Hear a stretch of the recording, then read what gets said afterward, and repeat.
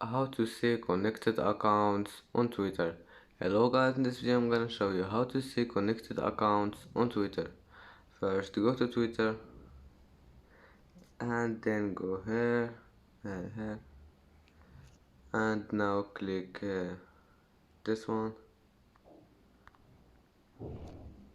and then click here, security and account access, and then click this one, manage Google connected accounts, and here you will see all connected accounts. I don't have any connected accounts on my account, but if you have any connected accounts you will see them here. And that's how to see connected accounts on Twitter. And that's it for today's video. If you like it, don't forget like and subscribe, and see you in the next video.